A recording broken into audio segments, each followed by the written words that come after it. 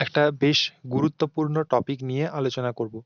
সেটা হচ্ছে গিয়ে পার্বত্য অঞ্চলে নদীর ক্ষয়কার্যের ফলে গঠিত ভূমিরূপ, অর্থাৎ উচ্চ গতিতে নদীর ক্ষয়কার্যের ফলে গঠিত ভূমিরূপ এবং মধ্যগতিতে বা সমভূমি প্রবাহে নদীর কার্যের ফলে যে গঠিত ভূমিরূপ, এবং নিম্ন গতিতে বা বদ্বীপ প্রবাহে নদীর দ্বারা সৃষ্ট যে সমস্ত ভূমিরূপ রয়েছে তা নিয়ে আজকের ক্লাসে আমরা আলোচনা করব। এই ক্লাসটি দেখার পর তোমাদের আর কোনো রকম কোনো সমস্যা থাকবে না। যে কোনো প্রশ্ন তোমরা নদীর বিভিন্ন কাজ থেকে যে কোনো প্রশ্ন তোমরা লিখে দিয়ে আসতে পারবে। বেশ কিছু ট্রিক, বেশ কিছু নিয়ম শিখিয়ে দেবো যেগুলো তোমাদের এক্সামে করতে তোমাদের সুবিধে হবে। অনেকেই জানে না, অনেকে পেজের পর পেজ লিখে যায়, কিন্তু সঠিক উত্তর বা সঠিক কোনটা লিখলে তোমরা ফুল মার্ক পাবে সেটা কেউ বলে না। তাই আজকে তোমাদের বোঝানোর সঙ্গে সঙ্গে তোমরা কি লিখবে, কতটুকু লিখবে, সবটুকু ডিসকাস করব আজকের। তাহলে আজকে আমরা প্রথমেই দেখে নিই যে পার্বত্য অঞ্চলে নদীর কার্যের ফলে গঠিত ভূমিরূপ। ঠিক আছে, প্রথমে যে ভূমিরূপটির নাম লিখবে তোমরা গিরিখাত এবং ক্যানিয়ন। এই যে গিরিখাত ও ক্যানিয়ন জিনিসটা কি? গিরিখাত গিরিখাত হচ্ছে গিয়ে অত্যন্ত গভীর এবং সংকীর্ণ আহ, ভি আকৃতির নদীর যে উপত্যকা দেখা যায় তাকে আমরা বলে থাকি এ কি না গিরিখাত। অর্থাৎ এইটা যে দেখছো এটা হচ্ছে গিয়ে একটা গিরিখাত। আর ক্যানিয়ন কি? ক্যানিয়ন হচ্ছে গিয়ে নদীর উপত্যকা যখন কি হয়, ইংরেজির আই অক্ষর, সরি, এটা হচ্ছে গিয়ে গিরিখাত। আর এই যে যখন হয় আই আকৃতির মতো হয় তখন সেটাকে আমরা বলে থাকি ক্যানিয়ন। এই যে ইংরেজির আই অক্ষরের মতো এটা হচ্ছে ক্যানিয়ন, এবং গিরিখাত হচ্ছে গিয়ে ইংরেজির ভি লেখার মতো হয়ে থাকে। ঠিক আছে, এটা তোমরা লিখলে। এরপরে তোমাদের পয়েন্ট দিতে হবে যে উৎপত্তি, কিভাবে এটা উৎপত্তি হয়। ছবি মাস্ট দিতে হবে, তোমাদের ছবিটা দিতেই হবে। এবং যখন উৎপত্তি লিখবে তখন নিজে থেকে লিখবে জিনিসগুলো, ঠিক আছে? তাহলে পরীক্ষকের ভালো লাগবে দেখতে খাতাটা। তো নদী লিখবে, নদীর পর্বত প্রবাহে যদি নদী যখন পর্বত থেকে বহন হয়ে আসে, এই যে নদী পর্বত, এই যে পর্বত প্রবাহে যখন পর্বত প্রবাহ থেকে এই যে নদী নিম্নের দিকে বয়ে আসে না, তখন যদি কোনো শিলাস্তর অপেক্ষাকৃত কম কঠিন হয়, অর্থাৎ কঠিন নয় এরকম যদি শিলাস্তর হয়, এবং জলপ্রবাহ যদি খুব বেশি হয়, মানে খুব বেগে যদি আসে, তাহলে নদী নিম্নক্ষয়ের সঙ্গে সঙ্গে কি হয় জানো, পাশের দিকে ক্রমশ ক্ষয় সাধন করতে থাকে। এর ফলে নদীর উপত্যকা খুবই সংকীর্ণ এবং গভীর হয়। এটা স্বাভাবিক হবেই। এবং কি হয় না, ভি আকৃতির উপত্যকা বা গিরিখাতে পরিণত হয়, ভি আকৃতির হয়ে যায়, একটা আকৃতি দেখা যায় যেটা ভি আকৃতির মতো লাগে। অপরদিকে কি হয় জানো, যখন অপরদিকে শুষ্ক অঞ্চল নদী কেবল কি হয় নিম্নক্ষয়ের ফলে উপত্যকা আই আকৃতির হয়, তখন সেখানে ক্যানিয়নে পরিণত হয়। ওকে, আশা করি বুঝাতে পেরেছি। তাহলে লিখবে উৎপত্তিতে যে নদী যখন পর্বত প্রবাহে দিয়ে বয়ে আসে তখন শিলাস্তর অপেক্ষাকৃত কম কঠিন হওয়ার জন্য জলপ্রবাহ খুব বেশি হয় বলে নিম্নক্ষয়ের সঙ্গে সঙ্গে পাশের দিকের ক্ষয়ও হয়ে থাকে। ফলে নদীর উপত্যকা খুব সংকীর্ণ এবং গভীর হয়, আয়াকৃতির উপত্যকায় পরিণত হয়, এবং শুষ্ক অঞ্চলে কেবল নিম্নক্ষয়ের ফলে নদীর উপত্যকা গভীর হয়। এর জন্য একে আই আকৃতির মতো লেগে তাই এটা ক্যানিয়নে পরিণত হয়। এবং এরপরে তোমরা উদাহরণটা মাস্ট দিবে কি, মার্কিন যুক্তরাষ্ট্রের কলোরাডো নদীর গ্র্যান্ড ক্যানিয়ন, এটা হচ্ছে একটা উদাহরণ। ঠিক আছে, এরপরে যে পয়েন্টটি দিবে তোমরা কি না জলপ্রপাত। জলপ্রপাত কি, অনেক লেখার দরকার নেই, এইটুকু যে লিখেছি আমি এইটুকুই লিখবে। কি লিখবে না, কোনো উঁচু অংশ থেকে খাড়া ঢাল বরাবর নিচে পতিত জলপ্রবাহকে আমরা বলে থাকি কি, জলপ্রপাত। আচ্ছা, ধরো এইটা একটা পাহাড়, এইখান থেকে যখন এই যে ঝর্ণা, এই যে একটা জলপ্রপাত, এই যে এই বেগে যখন কি হবে বহন হবে, কোনো উঁচু অংশ থেকে যখন কি হবে খাড়া ঢাল বেয়ে নিচের দিকে জল পতিত হবে, তখন সেটাকে আমরা বলে থাকি জলপ্রপাত। তাহলে এই জলপ্রপাতের উৎপত্তি কি লিখবো আমরা? উৎপত্তি তোমরা এভাবে লিখতে পারো, প্রথম একটা পয়েন্ট দিলে লিখতে পারো যে নদী গতিপথে পর্যায়ক্রমে যখন কঠিন এবং কমল শিলা কি যেন বৈষম্যমূলক ক্ষয়কার্যের ফলে খাড়া ঢালের সৃষ্টি করে, তখন সেখানে কি হয় না, জলপ্রপাতের উৎপত্তি হয়। আবার কখনো চ্যুতির ফলেও হয়ে থাকে, আবার কখনো ঢালের তারতম্যের ফলেও এই জলপ্রপাত সৃষ্টি হয়ে থাকে। ঠিক আছে, এরপরে তোমরা উদাহরণ দিবে। উদাহরণ কি দিবে না, আমেরিকা যুক্তরাষ্ট্রের নয়াগ্রা জলপ্রপাত, ভারতের ধোঁয়াধর জলপ্রপাত, এই দুটো উদাহরণই দিবে। ঠিক আছে, মার্কিন যুক্তরাষ্ট্রের নয়াগ্রা জলপ্রপাত এবং ভারতের ধোঁয়াধর জলপ্রপাত। এরপরে দেখো, এরপরে কি লিখবে পয়েন্ট, এরপরে লিখবে মন্থকূপ। মন্থকূপ কি? আচ্ছা, মন্থকূপ জিনিসটা কি? মন্থকূপ বলেছে যে এইটা লিখবে তোমরা, মন্থকূপে এইটা লিখবে। কি লিখবে না, অবঘর্ষ প্রক্রিয়ায় নদী খাতে সৃষ্ট ছোট্ট ছোট্ট প্রায় গোলাকার গর্তগুলিকে আমরা বলে থাকি মন্থকূপ। অর্থাৎ অবঘর্ষ প্রক্রিয়ায় নদী খাদে সৃষ্ট ছোট্ট ছোট্ট প্রায় গোলাকার গর্তগুলিকে আমরা বলে থাকি মন্থকূপ। ওকে, তাহলে এটার উৎপত্তি কিভাবে হলো যদি বলি, এইখানে এই যে উৎপত্তিটা, এই উৎপত্তিটা কিভাবে লিখবে শুনে নাও তোমরা। বানিয়ে বানিয়ে লিখবে যে পার্বত্য অঞ্চলে এবড়ো খেবড়ো এবং অসমান নদীপথে জল পাক খেতে খেতে এগোতে হয়। যখন ভূমিটা কি হবে, এবড়ো খেবড়ো বা অসমান হবে, তখন কি হবে, জল এদিকে একবার যাবে, ওদিকে একবার যাবে, এদিকে একবার যাবে, ওদিকে একবার যাবে, সেখানে কি হবে, অসমানভাবে জল ঘুরপাক খাবে। সেই জলের সঙ্গে কি হয়, বয়ে আসে নুড়ি পাথর শিলাখণ্ড, সেগুলোও পাক খেতে থাকে, নদীর তলদেশে আঘাত করে, ফলে কি হয়, অবঘর্ষ হয়, ওটাকে বলা হয় অবঘর্ষ। প্রায় গোলাকার গর্তের সৃষ্টি করে, এরকম পাক খেতে খেতে খেতে খেতে একটা গোলাকার গর্ত, মাঝে মাঝে গর্ত সৃষ্টি করে, যেটা হচ্ছে গিয়ে মন্থকূপ। এই মন্থকূপের উদাহরণ যদি বলি, তাহলে সেটা হচ্ছে গিয়ে জব্বলপুরের পূর্ব দিকে দেখবে গৌড় নদীর তলদেশে এরকম অনেক মন্থকূপ দেখা যায়। এর ছবিটা ঠিক এরকম হবে, এই যে দেখেছো, এই যে এরকম হবে, এরকম তোমরা একটা ছবি দিয়ে দেবে যে এই যে কূপ দেখেছো, এই যে জল যখন আসছে এরকম করে জল আসছে এঁকে বেঁকে, তখন এইখানে এই যে কূপগুলো সৃষ্টি হয়েছে, এটা হচ্ছে গিয়ে মন্থকূপ। ওকে, এটা হচ্ছে গিয়ে মন্থকূপ। কেমন? এরপরে দেখো, এরপরে যেটা দিবে সেটা হচ্ছে গিয়ে প্রপাতকূপ। তো এই প্রপাতকূপটা কি? প্রপাতকূপ হচ্ছে গিয়ে জলপ্রপাতের পাদদেশে, জলপ্রপাতের পাদদেশে জলস্রোতের সঙ্গে পতিত শিলাখণ্ডের আঘাতে প্রায় গোলাকার গর্তের সৃষ্টিকে আমরা বলে থাকি প্রপাতকূপ। এই জিনিসটা কিরকম হয়, এই যে দেখো, জলপ্রপাত যখন এই বয়ে বয়ে আসছে, এইখানে যখন গর্তের সৃষ্টি হবে, এইটা কি হচ্ছে দেখো, বুঝিয়ে দিচ্ছি ব্যাপারটা। এখানে আসছে এরকম করে, এরকম একটা গর্তের সৃষ্টি করছে। এই যে এইখান থেকে যখন জল বয়ে আসছে, সেখানে এরকম বড় বড় নুড়িও আসছে, এই নুড়ি যখন মাটির নিচে পড়ছে, এখানে কি হচ্ছে, একটা আঘাত সৃষ্টি করছে। এই আঘাতের ফলে এখানে কি হচ্ছে, এখানে ক্ষয় পাচ্ছে।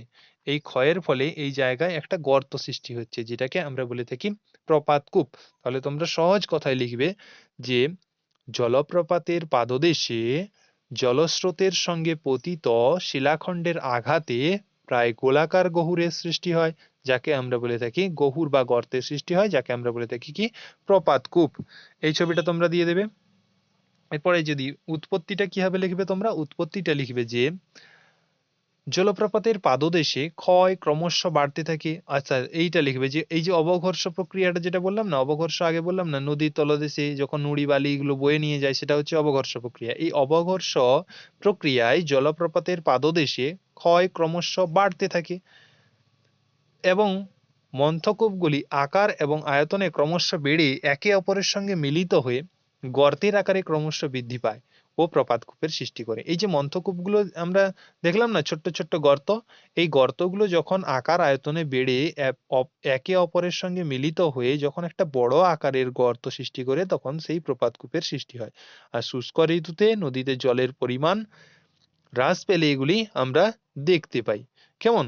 এইটার উদাহরণ হচ্ছে গিয়ে কি না, উদাহরণ হিসেবে লিখবে তোমরা সুবর্ণরেখা নদীর হুডরু জলপ্রপাত দেখা যায়, সুবর্ণরেখায় আমরা হুডরু জলপ্রপাত দেখতে পাই। তাহলে চারটা পয়েন্ট আমাদের হয়ে গেল, চারটা পয়েন্ট হয়ে গেল। এরপরে আমরা আর একটা পয়েন্ট নিয়ে আলোচনা করব, যেটা হচ্ছে গিয়ে কি না আবদ্ধ শৈলশিলা।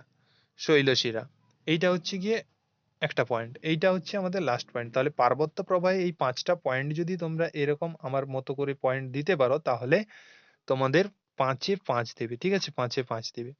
তাহলে আবদ্ধ শৈলশিরা কি? ব্যাপারটা হচ্ছে গিয়ে অনেক সময় কি হয়, অনেক সময় পার্বত্য শৈলশিরাগুলোকে দূর থেকে আবদ্ধ বা শৃঙ্খলিত রয়েছে বলে মনে হয়, তাকে আমরা বলে থাকি আবদ্ধ শৈলশিলা। এর সৃষ্টি বা উৎপত্তি কি লিখবে, লিখবে যে পার্বত্য অঞ্চলে অর্থাৎ উচ্চ পার্বত্য অঞ্চলে শৈলশিলা দ্বারা কোনো নদী বাধা পেলে নদীটি বাধা কাটিয়ে কি করে, নদীটি যখন কোথায় বাধা পাবে সেখানে কি হবে, নদী বাধা কাটিয়ে এঁকে বেঁকে প্রবাহিত হবে, এঁকে বেঁকে প্রবাহিত হলে সেখানে শৈলশিরাটি গঠিত হয়ে থাকে। এই যে এইটা একটা উদাহরণ। এইখান থেকে নদী যখন আসবে এখান থেকে এরকম এঁকে বেঁকে আসবে না, এঁকে বেঁকে রয়েছে, তাহলে এইটা হচ্ছে গিয়ে একটা আবদ্ধ শৈলশিলার উদাহরণ। ওকে, সরি উদাহরণ বলছি, ছবি। আর এটা হচ্ছে উদাহরণ, গঙ্গার উচ্চ ঊর্ধ্ব গতিতে আবদ্ধ শৈলশিলা পরিলক্ষিত হয়। ওকে, এরপরে দেখো, এর পরের টপিক, আমরা সেকেন্ড টপিক, এখান থেকে যদি প্রশ্ন আসে, অর্থাৎ মধ্যগতিতে বা সমভূমি প্রবাহে নদীর কার্যের ফলে গঠিত ভূমিরূপ। সমভূমি প্রবাহে বা মধ্যগতিতে নদীর কার্যের ফলে গঠিত ভূমিরূপ কি, প্রথমের পয়েন্ট যেটা দেব, তোমরা এইটার ইন্ট্রোডাকশন হিসেবে এটা লিখতে পারো প্রথমের দিকে, যে এই লেখাটা শুরু করার আগে লিখতে পারো যে মধ্যগতিতেই মূলত বহন কাজ করলেও এখানে কিছু পার্শ্বক্ষয় এবং অবক্ষয় করে থাকে। এর ফলে নিম্নলিখিত যে সমস্ত ভূমিরূপগুলি গঠিত হয় তা হলো নিম্নরূপ। নিম্নরূপ দিয়ে প্রথমে পয়েন্ট দিলে কি না, পলল বেজনী। তো পলল বেজনী কি, পলল বেজনী হচ্ছে গিয়ে মধ্যগতিতে নদী বাহিত পলি বালি কাদা প্রভৃতির সঞ্চয়ে একটা কি হয়, হাত পাখার ন্যায় ভূমিরূপ যে সৃষ্টি হয় তাকে আমরা বলে থাকি পলল বেজনী বা পলল শঙ্কু। এই ব্যাপারটা কিভাবে সৃষ্টি হয় জানো, এই ব্যাপারটা হচ্ছে গিয়ে পর্বত অঞ্চল পার হয়ে নদী কি করে, যখন সমভূমিতে নেমে আসে, যখন পর্বত অঞ্চল থেকে নদী কি হয় সমভূমিতে নেমে আসে, তখন ভূমির ঢাল হঠাৎ করে কমে যায়। তখন কি করে, নদীর বহন ক্ষমতা এবং স্রোতবেগ দুটোই হঠাৎ করে কমবে। যখন নদী সমভূমিতে এসে নামে তখন ভূমির ঢাল হঠাৎ করে যখন কমে যায়, তো ভূমির ঢাল কমে যাওয়ার ফলে কি হয়, নদীর বহন ক্ষমতা এবং স্রোতবেগ দুটোই হঠাৎ করে কমে যায়। ফলে কি হয়, পার্বত্য অর্থাৎ পর্বতের পাদদেশে তখন কি হয়, নদীবাহিত যে পলি কাঁকর নুড়ি সেগুলি জমা হয়ে একটা ত্রিকোণা ভূমি অর্থাৎ পলল শঙ্কু গঠন করে। অর্থাৎ ব্যাপারটা বুঝতে পেরেছো? তো এখানে এইটা তোমরা লিখবে এবং উদাহরণ হিসেবে লিখবে যে হিমালয়ের পাদদেশে এরূপ অসংখ্য পলল বেজনী লক্ষ্য করা গিয়ে থাকে বা দেখা যায়। আচ্ছা, এরপরে দেখো, এরপরে যেটা পয়েন্ট সেটা হচ্ছে গিয়ে কি না, নদী বাঁক। নদী বাঁক কি লিখবে, নদী বাঁক লিখবে যে নিম্ন গতিতে নদীতে বোঝা বৃদ্ধি পাওয়ার কারণে নদী প্রায় শক্তিহীন হয়ে এঁকে বেঁকে প্রবাহিত হয়, তাকে আমরা বলে থাকি নদী বাঁক। তো নদী বাঁক, এই নদী বাঁকটা কিভাবে সৃষ্টি হয়, নিম্নগতিতে নদীতে বোঝা বৃদ্ধি পাওয়ার কারণে, নিম্নগতিতে কি হয়, নদীতে বোঝা বৃদ্ধি পেয়ে যায়, সেই বোঝা লোড অর্থাৎ লোড বৃদ্ধি পাওয়ার জন্য নদী প্রায় কি হয়, শক্তিহীন হয়ে এঁকে বেঁকে প্রবাহিত হয়ে থাকে। আচ্ছা, আশা করি বুঝাতে পেরেছি। এটা হচ্ছে কি নদী বাঁক। আর সৃষ্টি কিভাবে হয়, উচ্চ প্রবাহ, উচ্চ প্রবাহ থেকে বয়ে আনা যে সমস্ত ক্ষয়জাত পদার্থর সঙ্গে উপনদী দ্বারা বয়ে আনা পলি যুক্ত হয়ে কি হয়, বোঝার পরিমাণ এরা বেড়ে যায়, এর ফলে নদী বাঁক সৃষ্টি হয়। আর কি হয়, নদীর গতিবেগ হ্রাস পাওয়ার জন্য সৃষ্টি হয়ে থাকে।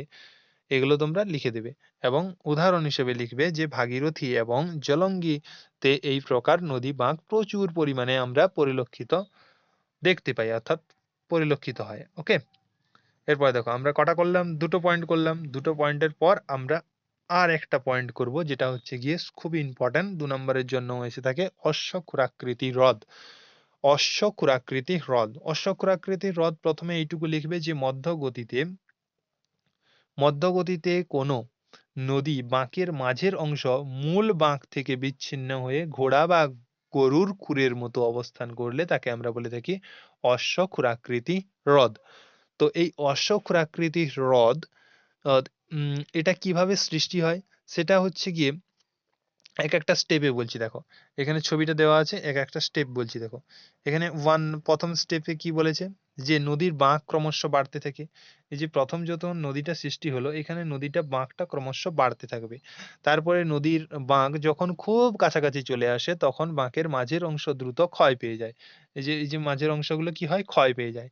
ওকে, এরপরে কি হয়, বাঁকের অবশেষে কি হয়, দুটি বাঁকের ব্যবধান বিলুপ্ত হয়ে নদী সোজা পথে প্রবাহিত হতে থাকে। এই যে একটা বাঁক হয়েছে না, এই বাঁকটা বৃদ্ধি পেয়ে একটা সোজা পথ ধরে প্রবাহিত হতে থাকে। পরিত্যক্ত বাঁকটি পলি বালি কাদা জমে পলি বালি এই যে এগুলো পলি বালি কাদা জমে একটা কি করে, ঘোড়া খুরের আকার সৃষ্টি করে। ঠিক আছে, এভাবে তোমরা বানিয়ে বানিয়ে একটা, যে কিভাবে সৃষ্টি হয় এটা লিখলে। ঠিক আছে, এরপরে তোমরা উদাহরণ দিয়ে দেবে যে যে মুর্শিদাবাদ জেলায় ভাগীরথী নদীর তীরে অনেক অশ্বক্ষুরাকৃতি হ্রদ আমরা দেখতে পাই। এরপরে দেখো শেষ, যেটা শেষ পয়েন্ট সেটা হচ্ছে গিয়ে কি না, নিম্ন গতিতে অর্থাৎ বদ্বীপ প্রবাহে নদী দ্বারা সৃষ্ট ভূমিরূপগুলি বর্ণনা করো বা নদীর সঞ্চয় কার্যের ফলে সৃষ্ট ভূমিরূপ। এখানে খুব ইম্পর্টেন্ট, এটা 2 নম্বরের, এটাও 2 নম্বরের ক্ষেত্রে তোমাদের আসতে পারে, যেটা হচ্ছে গিয়ে প্লাবন ভূমি। প্লাবন ভূমি কি, নদীর নিম্ন গতিতে প্লাবনের ফলে নদীর দুকূলে পলি বালি নুড়ি কাদা প্রভৃতি সঞ্চিত হয়ে যে ভূমিরূপ তৈরি করে তাকে আমরা বলে থাকি প্লাবন ভূমি। অর্থাৎ এই প্লাবন ভূমি কিভাবে সৃষ্টি হয় জানো, যখন নিম্ন গতিতে কি হয়, নিম্ন গতিতে নদী প্লাবন হয়, প্লাবন অর্থাৎ বন্যা, বন্যার সময় কি হয়, নদীর দুকূল ছাপিয়ে পলি বালি এই কাদা প্রভৃতি সঞ্চিত হয়, সেই ভূমিরূপটি কিন্তু উর্বর হয়ে থাকে, জানো এটা তোমরা, যে সেই ভূমিরূপটি উর্বর হয়ে থাকে, সেই ভূমিরূপ যখন কি হয় দুদিকে পাড় দুকুল ছাপিয়ে যখন বন্যা হয় তখন তো কি হয়, তখন এই যে পলি বালি কাদা এগুলো দুদিকে সঞ্চিত হয়ে একটা উঁচু ভূমি তৈরি করে, এই যে এটা এই উঁচু ভূমিটা তৈরি করে তাকে আমরা বলে থাকি কি, প্লাবন ভূমি। ওকে, এই দেখো বদ্বীপ, এরপরে পয়েন্ট হচ্ছে কি বদ্বীপ। বদ্বীপ অর্থাৎ নদীর মোহনা সংলগ্ন অংশে নদীবাহিত পলি বালি কাদা সঞ্চিত হয়ে, নদীবাহিত পলি বালি কাদা সঞ্চিত হয়ে মাত্রাহীন এন, ব আকৃতি, ব বা গ্রিক অক্ষর ডেল্টা ন্যায় অবস্থান করলে তাকে আমরা বলে থাকি বদ্বীপ। গঙ্গা এবং ব্রহ্মপুত্রের যে বদ্বীপ রয়েছে সেইটাই হচ্ছে একটা বদ্বীপ। আর একটা হচ্ছে গিয়ে পয়েন্ট, সেটা হচ্ছে খাঁড়ি। খাঁড়ি কি, খাঁড়ি হচ্ছে গিয়ে একটা হচ্ছে খাঁড়ি, ব্যাপারটা হচ্ছে তোমাদের বলে রাখি যে খাঁড়ি হচ্ছে গিয়ে নদীর বদ্বীপ সংলগ্ন অংশে প্রশস্ত, নদীর বদ্বীপ সংলগ্ন অংশে প্রশস্ত নদী মোহনা খাঁড়ি নামে পরিচিত। অর্থাৎ টেমস নদীর মোহনা এবং ওব নদীর মোহনা ইত্যাদি, এই জিনিসগুলো তোমাদের কমপ্লিট হলো। আশা করি তোমরা পুরো ব্যাপারটা বুঝতে পেরেছো, নদীর উচ্চ গতিতে অর্থাৎ পার্বত্য প্রবাহে, সমভূমি অঞ্চলে এবং নদীর নিম্ন গতিতে কি কি ভূমিরূপ গঠিত হয়। এখান থেকে পরীক্ষায় প্রশ্ন এলে তোমরা আশা করি এই ভিডিওটি একবার দেখার পর খুব ভালো করে সুন্দর করে লিখতে পারবে। এরপরে আমি আরো এরকম বিভিন্ন ভালো ভালো টপিক নিয়ে আলোচনা করে দেব, তোমরা আশা করি উপকৃত হবে। আজকের মতো এখানেই বন্ধ করছি।